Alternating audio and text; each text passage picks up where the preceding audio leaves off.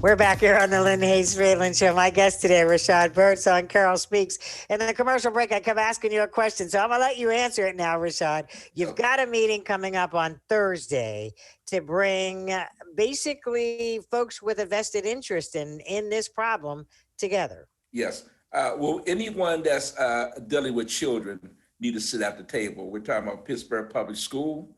We're talking about the CARE County Health Department. We're talking about law enforcement, foundations, universities, and also the community. So we need to have a conversation. What is the relationship between all of us working together to save our children? Because right now, a lot of people is in them silos. They're not talking to one another. So I'm going to be suggesting, Lynn, that we form a citywide commission. And within that commission, north, west, south, and east, we want to have representatives from the community at that table. And we want to let the powers that be know specifically what the issues are and the challenges are in our community, because we're not at the table. And that's what needs to happen. So we got a good response from a lot of different people. So we're going to move and see if we can make that happen. This ain't going to be no think tank. This is going to be about, where the resources need to be at. We got that American Recovery money coming in, $7 billion probably into Pennsylvania, Pittsburgh. And we need to be able to invest that money into our community, not to mention the policies. They need to be policy change. So when you talk about systemic racism, when you start inequalities, disparities, it's due to the policies within these institutions. So we got to change the policies and reform them. So, Carol, let me get you to weigh in on that, because here's the other thing that happens, and especially in this political climate, and Rashad, I can, there we go. So often people want to say, well, you all want to defund the police. Well, this is what you get. And it becomes so political. Carol, what is it you want people to know and understand about what the needs are? Well, let's see. We've gotten more police. They get more cars. They get more. We get more officers that don't look like us, and the crime rate is going up, up, up.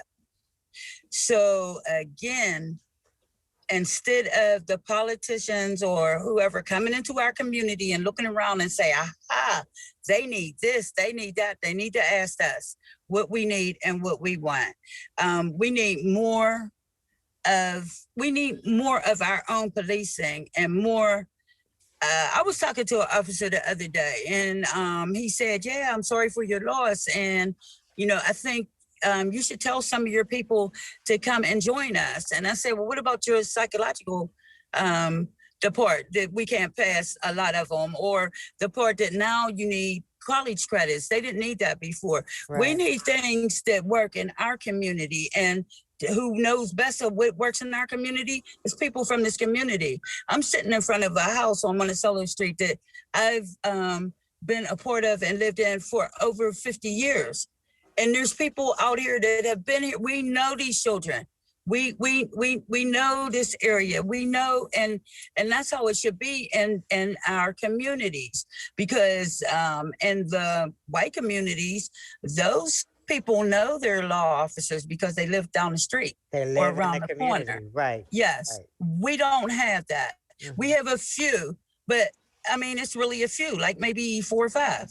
Mm-hmm. And we need more of that. We need more of them to hear us say what we need, instead of them reinventing the wheel. We already had things in place that was working, and they changed it.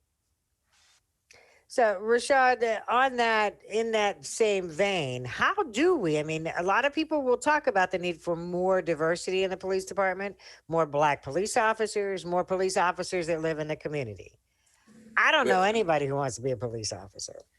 They got a bad rep now. I mean, come on, we remember when I was young, the police lived right next door. So he ain't gonna beat up your child because he got to go to church with you. His wife go to store, so in the community.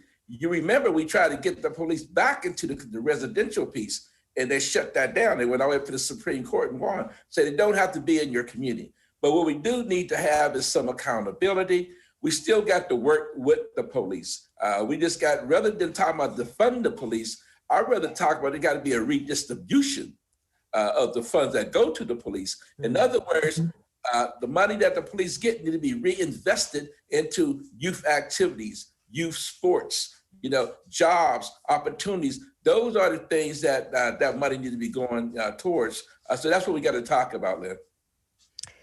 And I need to just circle back real quick because I don't want to run out of time. The meeting you referenced. Tell me the when, the where, and what folks need to do if they want to participate. Well, all you have to do is send us, matter of fact, you don't have to send it. You come to 7120 Kelly Street, Community Empowerment Association, next Thursday at 9 o'clock.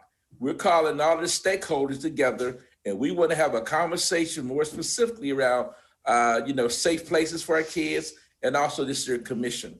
Like Carol said, we have to be able to become part of this broader conversation because these are our children. They are. And Carol, along that line, and Rashad mentioned that, we have to take some responsibility as well for what happens in our homes, what happens with our kids. Speak to that piece for me. No, it's a lot of moms that they just won't admit that their child might have a problem. And we need to start admitting that our children do have problems and there's issues. And so I belong to an elders committee, and we're going to start knocking on people's doors and nicely, maybe bring them some brownies like back in the day, and just talk to them and see, try to reach the parents, because, we can't blame the parents for the children's actions, right? Because you don't know what your child does when they walk out the door. But maybe we can share some awareness. Maybe we can show some love, because neighbors don't even know each other anymore. So if each community just starts to know each other and communicate and have block parties like we did before, and get to know each other, you're less likely to kill somebody that you know. You know what I mean? You're less likely to want to hurt your auntie's son. We need to get back to that. We need to get back to that.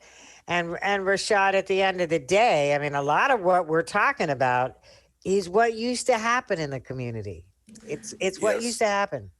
Yes. Well, we definitely got to pull back the things that work for us, like the sister said. But we also got to take into consideration that these kids didn't come out the womb like that. The social conditions that they are subjected to, unfortunately, have bombarded their spirit, their psyche, the psychology.